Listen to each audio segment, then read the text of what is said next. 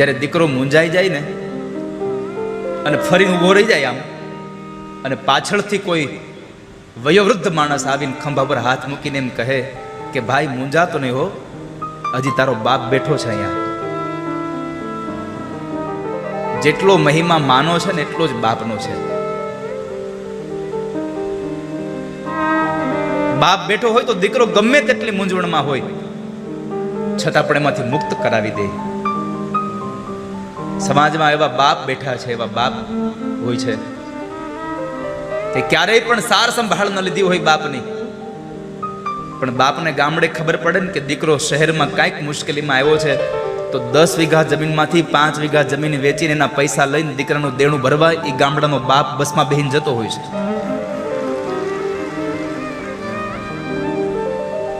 જ્યારે દીકરો મૂંઝાઈ જાય ને અને ફરીને ઊભો રહી જાય આમ, અને પાછળથી કોઈ વયોવૃદ્ધ માણસ આવીને ખંભા પર હાથ મૂકીને એમ કહે કે ભાઈ મૂંઝાતો નહીં હો, હજી તારો બાપ બેઠો છે અહીંયા.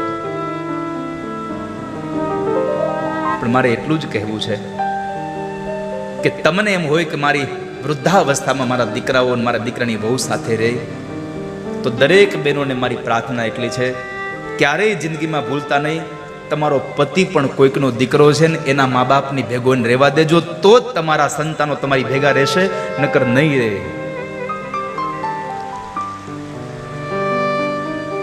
માએ આવકાર આપ્યો છે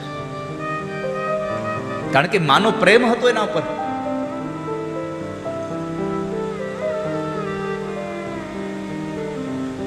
મીઠા મધુને મીઠા મેં હુલારેલો, એથી મીઠી છે મોરી માત જો જનની, નિજોડ સખી નહીં જડે રેલો. આ દુનિયામાં એકમાત્ર માં એવી છે, એના જેવી જોડ તમને ક્યાંય ન મળે. ગમે તેટલા પૈસા લઈને નીકળી જાઓ, બધી વસ્તુ ખરીદી શકો, એક મા બાપનો પ્રેમ ન ખરીદી શકો ક્યારેય તમે. એક મા બાપનો એક તમે ખરીદી ન શકો. એટલે તો કહેવત પડી છે, બધા મરજો પણ કોઈની માં મરશો માં, ક્યારે કોઈની માં ન મરશો. આ સંસારમાં તમને બધા લોકો ત્યજી શકે, પણ તમને જન્મ દેનારી માં કોઈ પણ સંજોગોમાં તમને ત્યજી ન શકે. વાલા, તમારાથી આખી દુનિયા મોઢું ફેરવી જશે, તમારી માં તમારાથી મોઢું નહીં ફેરવી શકે.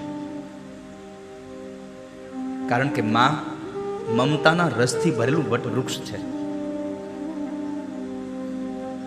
માતૃત્વનો પ્રેમ ભર્યો છે એમાં.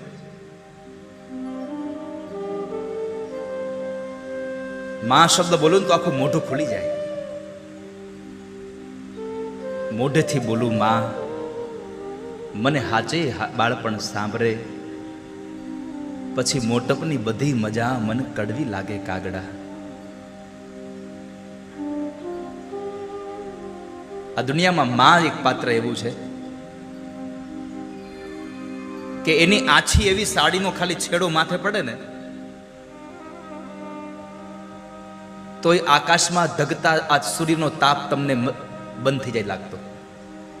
એક માનો સાડીનો છેડો પડે માથા ઉપર.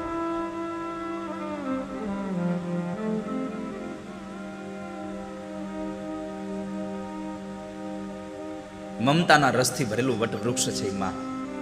બાળક ગમે તેટલું થાકીને આવે અને માની ગોદમાં આવે અને માં પોતાના સાડીના છેડાથી જ્યારે એ દીકરાનું પરસેવો લૂછે ને એટલે દીકરાનો બધો થાક ઉતરી જાય. ત્યાં આગળ બધો જ થાક ઉતરી જાય.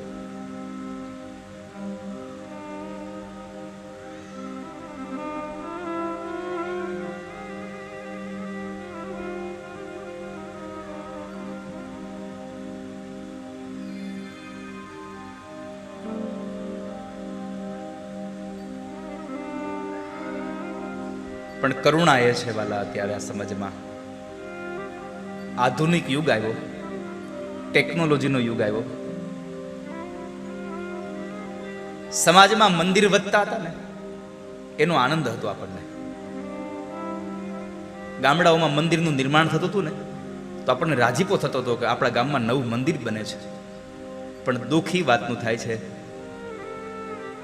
કે શહેરોમાં હવે વૃદ્ધાશ્રમો બનવા લાગ્યા છે.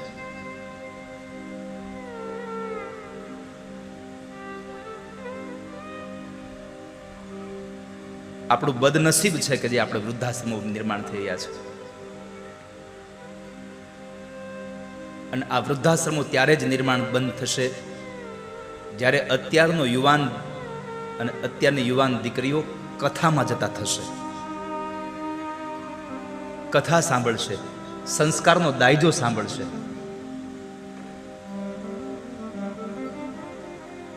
ત્યારે એના સંસ્કારોથી લઈ અને મા બાપની સાથે રહેતા થશે, મા બાપને સાંભળતા થશે.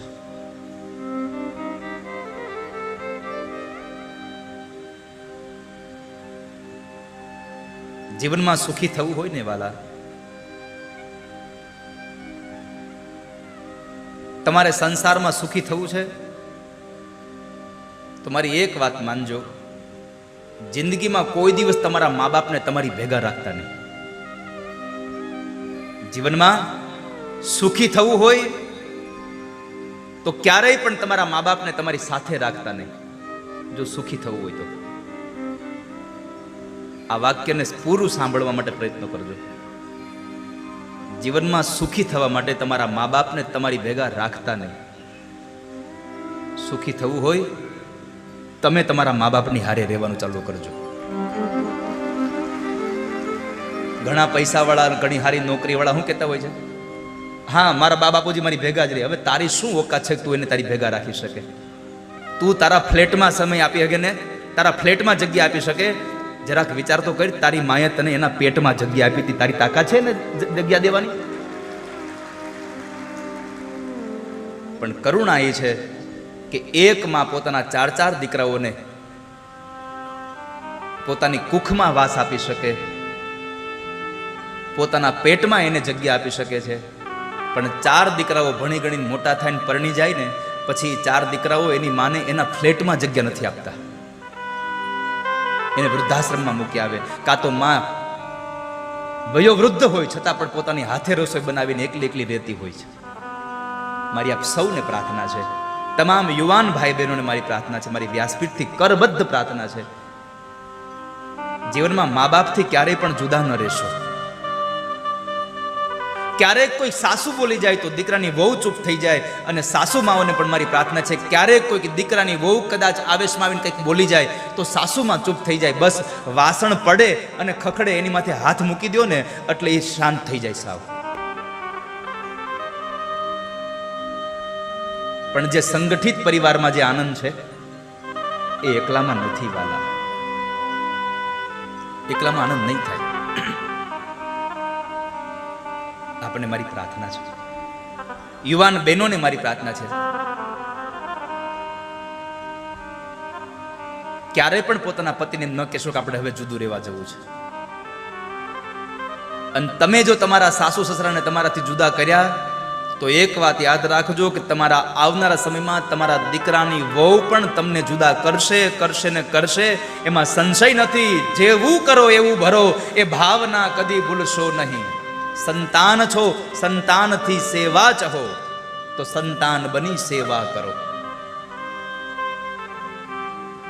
અને કદાચ કોઈ સંતાન, કોઈ દીકરો મહિને વર્ષે લાખો કે કરોડો રૂપિયા કમાતો હોય અને પોતાના મનમાં હોય કે ઓહો હું તો કેટલું કમાઉં છું, મારી પાસે કેટલા લાખો રૂપિયા છે, તો પુનિત મહારાજનું એક વચન યાદ રાખજો, લાખો કમાતા હો ભલે પણ મા બાપ જે નાનો ઠર્યા, લાખો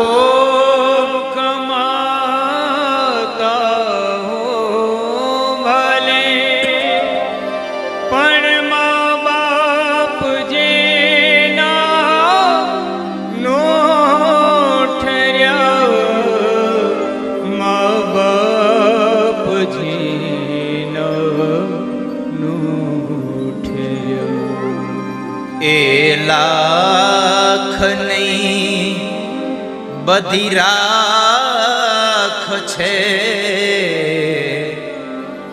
એ માનવું ભૂલશો નહીં. લાખ નહીં પણ રાખ છે એ માનવું ભૂલશો નહીં. ભૂલો ભલે બીજું બધું મા બાપને ભૂલશો નહીં. ભૂલો ભલે બીજું બધું મા બાપને ભૂલશો નહીં. મા બાપ આપણે જ્યારે નાના હોય છે ત્યારે શું નથી કરતા આપણા માટે? રાત્રે આપણી ગોદડી બગડે ને તો માં પોતે હોતી હોય એ જગ્યાએ આપણને સુવાડે છે અને પોતે ભીને સૂઈ જાય છે. આપણું એક માત્ર મોઢું જોવા માટે થઈ અને આ ધરતીના જેટલા પણ પથ્થરો છે ને બધાને દેવ માની અને પૂજા છે ને. પથ્થર પૂજા પૃથ્વી તણા ત્યારે દીઠું તમ મુખડું એ પુનિત જનના કાળજા પથ્થર બનીને છૂંદશો નહીં ક્યારે.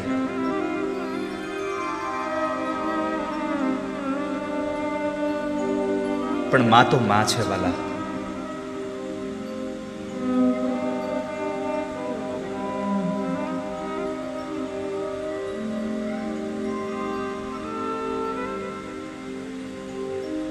એકવાર એક 8-10 વર્ષના દીકરાને એની માએ શહેરમાં ભણવા બેસાડ્યો. બાપ મૃત્યુ પામ્યો હતો એટલે મા પોતે પેટે પાટા બાંધી અને કાળી મજૂરી કરી અને પૈસા મેળવી અને દીકરાને ભણાવે છે. દીકરો તો શહેરમાં રહે છે.